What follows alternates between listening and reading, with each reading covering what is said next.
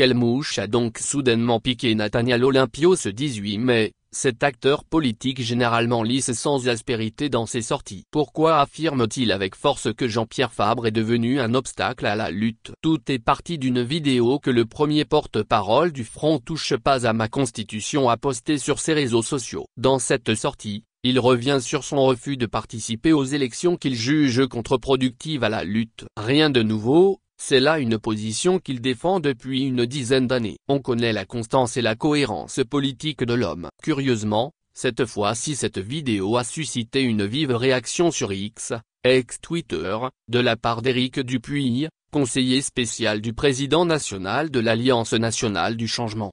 Visiblement courroucé, le conseiller répond au post de la vidéo en écrivant « Pour prendre part aux élections, il faut avoir un parti » égratigné. Nathaniel Olympio rétorque du tac au tac, ça, c'est méconnaître la loi. Même les indépendants participent aux élections. Tout pouvait s'arrêter là. Mais la suite montre que le premier porte-parole du Front Touche pas à ma Constitution a trouvé là, l'occasion offerte par Éric Dupuy de mettre le pied dans le plat, une ligne qu'il n'avait jamais franchie. Était-il excédé? Quoi qu'il en soit, il pond un texte au vitriol qu'il poste sur ses comptes X et Facebook. Un véritable scud dont la cible n'est pas Éric Dupuy, mais son patron Jean-Pierre Fabre, le président national de l'AN. Ce qui pouvait être une passe d'armes isolée prend la tournure d'une affaire politique. Pour comprendre les raisons de cette déclaration incisive du porte-parole, il faut retourner au 3e congrès ordinaire de l'AN qui s'est tenu la veille. Dans son discours d'ouverture, le président national de l'AN déclare « Chers camarades, le système RTP/unir prospère sur nos querelles ». Un bout de phrase qui a servi d'amorce à la critique acerbe de Nathaniel Olympio qui écrit sur X. Au congrès de l'AN ce samedi, Jean-Pierre Fabre déclare « Chers camarades, le système RTP/unir prospère sur nos querelles. » Seulement sur les querelles? Je pense plutôt que c'est essentiellement sur le mauvais leadership de l'opposition. Jean-Pierre Fabre, qui a longtemps combattu le régime, est devenu un obstacle à la lutte à cause de l'incohérence de ses choix et la poursuite d'intérêts partisans au détriment de l'intérêt général. Il tague le compte d'Éric Dupuy, @ancteg. Depuis la mise en place du Front Touche pas à ma Constitution, son premier porte-parole a toujours mis en avant la nécessité de changer de leadership, c'est-à-dire la manière de conduire la lutte, explique-t-il. Dans sa critique contre Jean-Pierre Fabre, Nathaniel Olympio met en relief deux raisons. L'incohérence.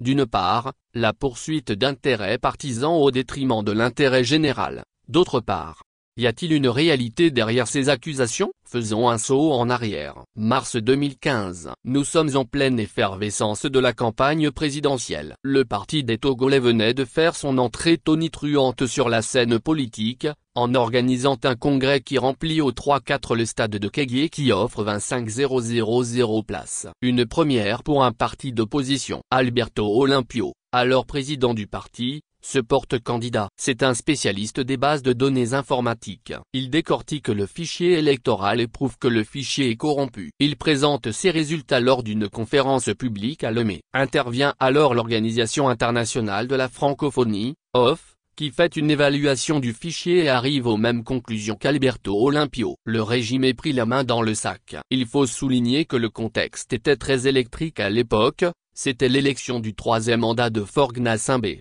Après une modification de la Constitution, le président Alassane Ouattara de Côte d'Ivoire a dû jouer le médiateur. Alors qu'on pouvait penser que la confirmation de l'OFF conduirait à une refonte du fichier électoral, le plus grand parti d'opposition du moment, celui de Jean-Pierre Fabre, annonce une position devenue célèbre: le fichier n'est pas fiable, mais il est consensuel, douchant ainsi les possibilités d'action de l'opposition contre le fichier. Ce qui a conduit Alberto Olympio à se retirer de la course présidentielle. Au parti des Togolais, on n'a jamais digéré cette sortie du président de l'AN. 2 ans plus tard, Tikpi Atchadam crée le remous dans le pays avec le Parti national panafricain, PNP, qui organise dans l'ensemble du pays des manifestations très réprimées, ce qui donne naissance à la coalition C14. regroupant les partis d'opposition. Alors qu'à l'unanimité de la conférence des présidents la décision est prise au sein de la C14 de faire les manifestations sans afficher les couleurs politiques,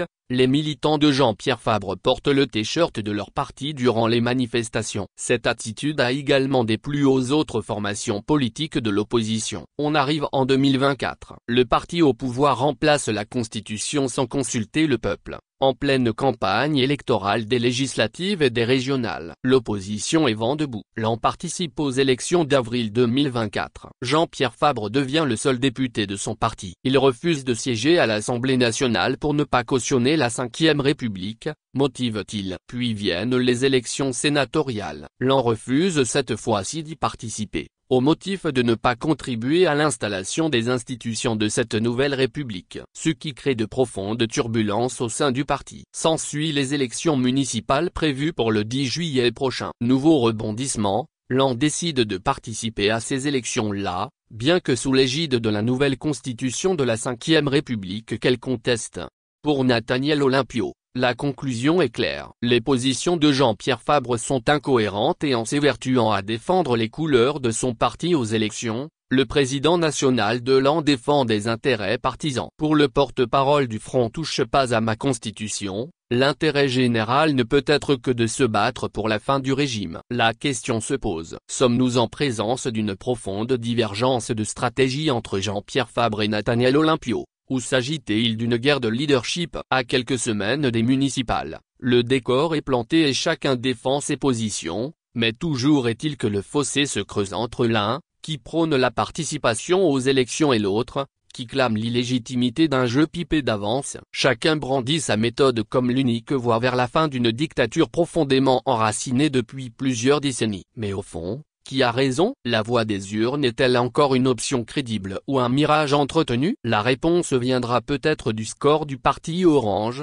et surtout, des retombées concrètes pour les citoyens. Ce sera le véritable baromètre, ou peut-être même un tournant décisif. Car, derrière cette guerre des stratégies se cache une autre bataille, plus profonde, celle de l'incarnation crédible de l'alternative au sein d'une opposition togolaise en quête d'un nouveau capital.